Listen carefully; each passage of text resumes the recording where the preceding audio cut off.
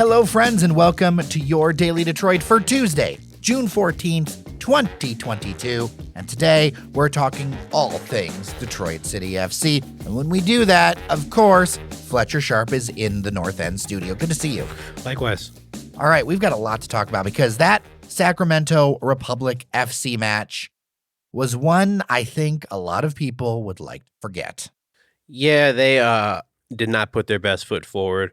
To be fair, Sacramento came in and did what they needed to do, took care of business. I thought the lag might be a bit of an issue for them. It definitely was not. I mean, they were sharp and showed why they have been very competitive in the U.S. Open Cup. Yeah, it's really weird. I mentioned it Saturday. Their USL Championship record is not great, but they've been progressing in the U.S. Open Cup because when it matters the most and it's time to fight, they get gritty with it and they move forward, and you got to tip your hat to them at that point. Yeah, I mean, they just outpaced Detroit City to the ball everywhere. It just seemed like the one team was running at one speed and another team was running at another. It seemed like Detroit traveled 2,000 miles to that game the day before, and not that they had been home prepping for this match for a few days. It stings, and it stings doubly because this is a cross-conference match, so it's not like they beat you once, you go to their home and play them. They just beat you once, and the next time you see them, either it'll be the playoffs or the following year. All you got to do is pick up and move forward because with pro sports, there's a game every week or so. I think this also is part of the new normal when it comes to Le Rouge. We had this, 15 match streak, something like that, of winning at home or not losing at home. And that's just not going to happen in the USL. No, and honestly, it shouldn't. And you want to have more of a realistic view going forward from this season because you have a little bit of a harder schedule, which we've been talking about going forward. You have a big game coming up against El Paso on ESPN. You still have to play Tampa Bay twice. You still have to play Louisville for the regular season. You have Colorado. You have to go and play them. I'm sure the team gets refocused after a loss like that. I'm sure Trevor is going to make sure that they know that they need to not have that happen going forward because as a unit, they were, as you said, they were outplayed top to bottom. Even Nate had a few moments where we're like, is he okay? That first goal doesn't look like a Nate Steinwasser that lets that pass. That just doesn't look normal for him. Yeah, it's one of the few times I'm very sympathetic to keepers because they work really hard and people are like, he should have saved some of those shots. But if it's in the box, someone heads the ball down, it's a quick reaction moment. If it's a shot inside the box, someone should have gotten in the way. Someone shoots from 30, 35 yards out, unless someone's directly in front of you, you see the entire flight of the ball coming, you got to at least at least deflect it some way. Those are the ones where it's that one's on you. You got to do better. And we don't say that about Nate very often because typically he's standing on his head playing great, but that was a moment where we were like, is something wrong with him? Is he hurt? Is there something? Because laterally, he just did not get down to the ball until he was already about to go past him. I think he got screened. I was looking, I was trying to see from our angle live. It didn't look like he got screened, but who knows? From the camera angle, might be a little bit different. Speculating is not going to help anything. It was a well taken goal by Vader, but you really don't want to see a team give up a goal from that far out. Long term, strategically, though, I think Trevor James made the right move in pulling Maxi Rodriguez. I know at the time people were like, "What on earth is happening?" But I think Trevor James is playing the long game, knowing that Le Rouge sits in fourth now. We have a lot more season to go. If you have the inkling that this is going to be a hard climb back, if you know that this is a battle that you're not going to win, maybe it's a smart move to take Maxi off, give him some minutes of rest because he's one of those players who's not going to get much rest, and then give the kids a chance, some of the, maybe not kids, but people who are less experienced with the team a chance to play in a situation where you probably, already out. I mean, I know I got some pushback when you tweeted out, white flags, but I think it's strategically a smart move. I mean, it is a smart move. It doesn't mean that it wasn't giving up. If you're looking at taking out the whole substitution, like Maxi needs his rest, which is very true, taking that out, if you're taking off one of the statistically best players in the league for one of the statistically worst players in the league, I have to think, well, this is a kitchen sink. If this does not work, I don't know. I mean, it was already not working, right? So you may as well try something. Very much true. It did not really change anything, but it gave people, I guess, a little bit of hope that something might happen before we waited 5-10 minutes and saw nothing really changed, which is unfortunate, but it allows you to know, okay, at least at the very minimum, Maxi's going to get some rest because we're going to need him for the El Paso game coming up. Getting Reese out there was nice. A little bit worried just because he is carrying an injury. Maybe this is not the time to get him out there to maybe get something else hurt. But the flip side is when you don't have a deep bench, either you got to put someone out there in the position they're used to and they're a little bit hurt, or you got to do like you did earlier in the year and put one of the Tanyis out on the wing, and they are not natural defenders. So are we really now starting to see that short bench bite? We were starting to see it a month ago bite, but very much now where players are hurt, do something. Honestly, of all the players out, I don't think Billy Forbes changes this game very much. I don't think Brad Dunwell changes the game very much. I think Matt Lewis changes it a little bit. But this was a team loss. This was a team loss. Yeah, I think Matt Lewis changes it a little bit. I still think they lose given how they played yesterday, but I think he might maybe make it 1-0 as opposed to 2-0. The second goal was... That was painful to watch. It was something like I was watching the old NISA days when we were like cleaning NISA clocks. It makes me understand how that one team felt earlier when DCFC had that really great goal where they flicked it up and it went off Pato to Maxi, who crossed it to Hopino, who tapped it in. It was like, this is a gorgeous play. I had to think like, wow, they must feel really bad. Watching that goal, I'm like, wow, that felt really bad. And I immediately thought like, yeah, that's what that feels like, to watch one team have perfect connectivity and just go right by the defense and just tap it in. You're just like, well, can't do much there, I guess. I mean, you know what? Respect, credit where credit is due.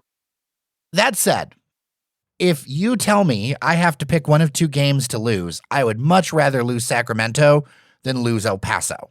Because El Paso, and I want to talk about it, I think this is a huge game. It's a huge game for Detroit City. It's a huge game for the region. It's a huge game for the league. It's a big deal, and I'd rather see, especially in this like interconference way, if we're going to lose one or two, I'd rather lose Sacramento. Yeah, if you're going to get pantsed, you'd rather get pantsed when like it's ESPN plus local coverage versus like the first ever USL Championship game on ESPN, and you go out there and you crap the bed. That's not a good look for you because people will take that and carry it with you for the rest of your teams. You could go and win 4 championships, whatever, it doesn't matter. And they'll be like, remember that one time on ESPN, we had to watch you guys and you guys were terrible. Flip side, you play well that one time, people will carry that with them going forward. Because right now, as we're starting to learn a little bit more, Detroit City FC, to the people in the region who follow soccer, they know them as like a really well-run organization who gets stuff done, who has a really decent team with some ravenous fans. But outside of that, winning a game like this on ESPN will show like we are way more than anything you guys have thought, and we deserve to be respected. And I think, like you said, it's better to lose that game, to focus on this one. Let's preview that, because I feel like El Paso is a team that is also better than its record shows. Yeah, but the difference there is they were leaning on Diego Luna, a very pacey winger, Mexican-American international, youth American international player. I've previewed it 3 times in the past 3 weeks, and now I can finally explain why. The captain for El Paso is a player named Yuma, who is from Spain, and I've said it many times, and I'll say it again. You're going to hate watching him play. You're going to hate it so much. If you understand soccer, watch soccer, you'll understand his role, but you're going to hate it. And people have asked me, why? Why am I going to hate it? Why? And I'm like, just wait for the preview episode before El Paso, and I'll explain. Why, Fletcher? Because I can't say exactly the word, but I will substitute it. He is a crap house player. And by that, I mean anything he can do to irritate you, he's going to do it. So I've watched at least 4 games of him this year where he's got caused red cards for incidents that didn't need a red card. One, for example, he bumped a player. The player got back in his face and put his face like to Yuma's face. Yuma went down like he got hit with an RPG and laid there. And then the ref gave the red card. As soon as Yuma saw the red card, he got up and it's like, oh, I'm good, and walked away. He does stuff like that. Like, he's a player who will grab your shorts, who will instigate problems. And once you turn around to react, he will act like you stabbed him 40 times and he's dying. And once there's a card shown, he's like, oh, I'm good. All right, let's go play. Like, he's a stereotype that Americans think soccer is. That's Yuma. And he gets away with it. I'm not sure how. That's the one downside. I know people hate VAR, and VAR is annoying. That's the one downside of the USL Championship not having VAR, is if you had it, these players could not exist. Because, VAR? yes. What's VAR? VAR is video assistant review, used in the MLS and most tier 1 leagues. So it's like, hey, there's a goal that's offside. Let's review it real quick. And yes, it makes games take longer at times, which is frustrating. It nullifies incidents like this where players do things that are very unsporting and get away with it because that's just the nature of the game. I hate those players. They make my skin crawl. So to see that there's a player who's a captain of an organization and players take after the captain makes me a little leery because Detroit has some players who are very fiery, and I don't need Hopino and him colliding, or Devin Mensah and him colliding, or even Maxi and him colliding, and like them looking at him and him going down like someone shot him 15. Like that would be terrible to have one of them get a red card, because that drastically changes Detroit's team. So composure is going to be important, especially knowing that you are going to be baited. Exactly. It's great that they have shown they've had composure this entire year. I don't think they've drawn a straight red card at all this year, which is great. Fewest amount of yellow cards, great. Dealing with someone like this, you're going to probably draw 1 or 2 because he's going to bring it out of you. He's someone who does not mind picking up a yellow card if it's going to mean you get a yellow card too. He's someone who's like, okay, well, you matter more to your team, so we'll fight and I'll get a yellow. But also, if you get a yellow, now I'm just going to irritate you the rest of the day. That's it. He's your little brother who's like, I'm not touching you. I'm not touching you. I'm not touching you. Oh, Mom, he looked at me funny. Mom, he hit me against the window as he banged his head against the window himself. So like you're going to see him and you're not. He's going to do 1 or 2 things and the stadium's going to be filled with booze to let you know how they feel about that. Let's talk about some other keys. Let's focus on Detroit City FC and the keys that they're going to need going forward with this, because again, I think the pressure is going to be on for this match. Yeah, aside from composure, they need to get back to how they normally play. And by that, I mean kind of spreading out the wings. And I know that's kind of hard to do. Michael Bryant has been filling in admirably on the wings. He's not a wing player. He can play on the wings. I'm sure Reese probably sat for most of last game to get him prepped up for this one, kind of how Maxi came off early to make sure he's probably ready for this one. Need to get back to attacking on the wings. Maybe press a bit more to start the match. Kind of laying back how they normally do. Got them in some trouble because once they got down a goal, they were not really able to then say, okay, we're going to go for real now. Because Sacramento, once they got up a goal, immediately just said, we're sending everyone back. You're not going to break stuff down. So you want to avoid giving up an early goal like that. Because El Paso is a bit of a better team, not much better than Sacramento. And with a player like Yuma there, he'll definitely have everyone right back, even the forwards back, waiting for you to take a shot, take it, and counterattack you. All right, as we're recording this, what is Detroit's injury situation? How short is our bench right now? Reese is still carrying injuries, so that's not great. So he may play, but he's not going to be 100%. Right. Hopefully, I've been talking to a few people. They said that they think he might be able to give it a go, maybe even to start this week coming up, which is great to hear. Matt Lewis still has a boot on. Brad Dunwell, not likely. He has been training with the team before games. He's moving around as if he's okay, which is a great sign to see. But he has not fully been cleared for contact drills yet, which is an issue. I mean, if he's not cleared for contact drills, my feeling is he's not going to be there. I mean, that was before the game Saturday. Okay. So he might be cleared by now. We're not necessarily sure. I'm sure Trevor's like, hey, can you be cleared? Can we clear him? Because we need him back in the midfield. If not, we understand, but it'd be nice to have him out there. Billy Forbes is still on international duty, playing well. Turks and Caicos is not a powerhouse by any means, but he's playing the best he can, and that's really all you can ask on international duty. There are more than 40 USLC players in international duty. This is not a Detroit alone thing. Yeah, I mean, there are some teams that have a bunch of players gone. Like any team that has a bunch of Jamaicans on their roster, almost all of them are gone right now because they're also competing. So out of the active roster, who are you looking to step up this game? Who do you want to see step up in a new way? Got to see more from Lay Diop. Got to see more from him. Got to see more from Francis as well off the bench. I'm happy that he scored finally and was able to contribute again with forcing an own goal. But we need more than that. Francis still leads the league in shots per 90 minutes, and he's nowhere near at the top in big chances created or goals scored per 90. He's nowhere, and that's the mark of someone who you're playing pickup basketball who keeps shooting, let it rain and hitting nothing. You mean me? If you want to say it, sure, but hitting nothing. I was never a basketball player. And you're all right, don't pass on the ball. He's like, I'm open. He gets it, shoots again, misses layups. He tries to throw away his paper cup, misses the garbage can. It's don't let this guy shoot. That's what Francis is doing right now. He's shooting a lot, which is kind of good from the standpoint of memory of a goldfish. But like, if you're not hitting, stop. Like, stop, because now you're hurting the team at this point. So I got to see him hit the frame more often. I got to see Lay offer more than a few good tackles. I got to see him, if he's going to take that shot from deep, I got to see him at least make the keeper make a save. Got to see Hopino plug back in as well. I know he missed a game for a very good reason, but came back with the haircut. I was hoping it wasn't a kind of a Samson Delilah type situation. We saw Northern Guard's page joke, no more midseason haircuts. I mean, I'm inclined to agree. Yeah. Need to see him kind of get back to picking up where it was. Sacramento's defense keyed in on him, so it's not really his fault. It was very much looking at him to create something. But this is a very winnable game. This is a winnable game. I think that they have now realized, okay, these teams are for real. These teams come to Keyworth. These teams want come for blood. It's like with Nisa, where we get here and teams are like, well, we might not play as well here, but we come here and like Stumptown. Stumptown was like a decent team. They get to Keyworth and they all of a sudden become Real Madrid. They're like, we're going to counter press. We're going to get the ball. We're going to defend probably for the whole 90 minutes and we're going to score goals. Yeah, teams come here to get keyed up. I think they finally realized that for them. You saw Vidair when he scored his goal. First thing he did is run over right to the corner flag and put his arms up for the fans to like say like, I can't hear you. So like people come here, some people care. So you got to realize that. You got to like strap up and be ready to go. I think Trevor's going to get them ready to go this game. I think also with El Paso not having Diego Luna, I think with him being out, it offers them another chance to stop their attack, which is great. I think they squeak out a 2-1 victory. All right.